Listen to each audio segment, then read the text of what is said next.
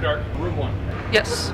You go into the room. It is an elevator down into the Underdark, and you have to solve a puzzle in order to get the elevator started again, because the drow that you're chasing has done something to the elevator to get it to stall out.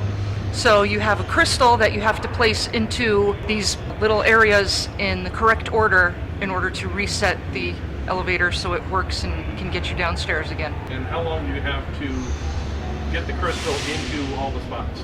You have 60 seconds to get it into 20 spots. So obviously it takes a lot of coordination between the group in order to make that work. Oh yes, but as long as you have a team that can work well together and communicate, I've seen it be a piece of cake. Okay, room 2. Again, it's the same on both sides. Mm-hmm. So what happens when we've gone down the elevator. What happens in room 2? Okay, next on your, during your pursuit of the drow, you come into another room that is littered with bones and body parts. And as you try to traverse through it, you realize there is another resident of that chamber, and it is Carrion Crawler. Of course, the only thing he wants to do is get you out of his space and have you for lunch. Standard combat. Is there anything special about the Carrion Crawler that... The Carrion Crawler does give you paralysis if he bites you. Well, has a chance of paralyzing you if he bites you. Room 3. Room 3 is split between the puzzle and combat, so... Let's do the puzzle first. The puzzle. Since you are following the drow into this area backwards, you are actually going in through the exit instead of the entrance. So there are stepping stones you have to cross over this lava river, and you have to spell whichever place you are in. So because the drow was first, the drow was, has to spell F-I-R-S-T, however, has to spell it backwards, so T-S-R-I-F. So the first player to go in is going to have to spell second backwards because the tiles have a memory of that drow going first. And then each subsequent character has to spell the next number in the sequence. Yes. And obviously if you step in the lava... Oh yes, you take 6 points of damage. On normal, of course, more for hardcore and nightmare.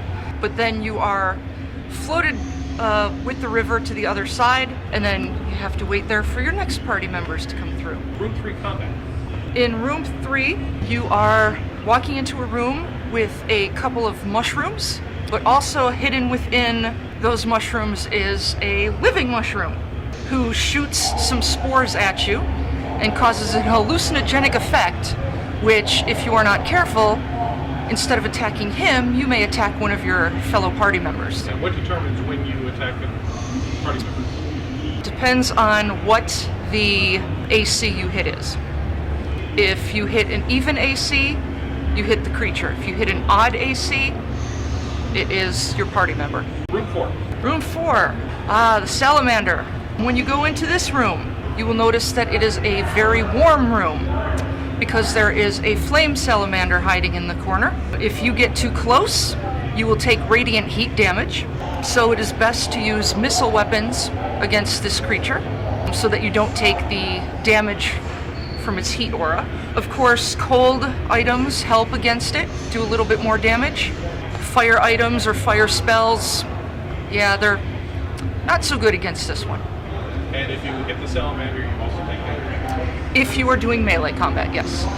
Room 5. Room 5. Aha. This room, after you kill the salamander, you are told to rush into the next room where it has hidden its treasure. So the first thing you will see when you are coming through the tunnel is a table laden with treasure. However, as you move into the room, you will get sprayed with some acid from a spider who has been hiding on the ceiling behind you. If you are one of the unlucky few to get hit by this acid, you will take some damage, and then the spider will attack you with a pincher bite, and then also with a poisonous bite. Room 6. Okay, room 6, called the Mushroom Choir. You will go in and see several mushrooms that actually have faces on them. When you go in, each of these mushrooms is a different color, and the thing that you will notice that there are no exits from this room, save for one one small one. It's way too small for your party to fit through. So you have to solve the puzzle to eat from the one mushroom that will shrink you. Others can be acidic or harm you in other ways. Okay, so the different mushrooms could do different things to you. Mostly they could be acidic, but you want to find the mushroom that is telling the truth out of all these mushrooms. There is only one such mushroom within the group. And in one of the rooms it is currently the blue mushroom, and the other room it is currently the purple mushroom. Room 7. Room 7. The puzzle is a spider table. It is an onyx table with the different houses listed on it. You have to find the gems that are on the table and match the correct color gem with the house. Now you can have several tries at this, but you have to be careful because if any of the spiders that are crawling across the table touch you, that is instant death because these are just horrible venomous dread spiders. So in each of the holes that you could drop the gem is also a clue. However, if you reach your hand into the hole to get the clue while the spiders are crawling across, as I said, boom, dead. So you have to time it very carefully. And then the clues will give you a choice of two different colors to put in for that house. If you get all of them correct, the door will open and you will have solved this dungeon. If not, it may turn out that your entire party goes bye-bye. So one thing about it though is that there are clues hidden throughout the earlier parts of the dungeon that may tell you which gems go with which house. So if you were paying attention, you're ahead of the game. I suppose that you think you are clever, entering through a crack in your wall and believing yourselves as white as the mice. You are thinking so loudly that you might as well have come through the front gates. I was told to follow the limits of this fool's mind. But good fresh brains, even of the inferior species, are far more enticing to me. You will have the honor of becoming my next meal.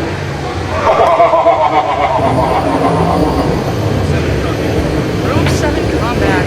This is where you come across one of the most hated foes of the Underdark, the Mind Flayer. He is waiting there, ready to eat the brain of somebody else he has caught, but he is much more interested in the fresh brains that you are bringing to him. First thing, when you come in, he gives his little speech and then shoots you all with a psychic blast, which knocks half of your hit points out right away. And then he will continue blinking around the room, making it difficult to hit him unless you are using an AoE spell or melee combat. Also, he is pretty darn hard to hit himself, even when you do catch him. It's one of the most hardy denizens of this dungeon. But again, if you beat him, you are happily through with this part of the dungeon and can proceed to your next adventure.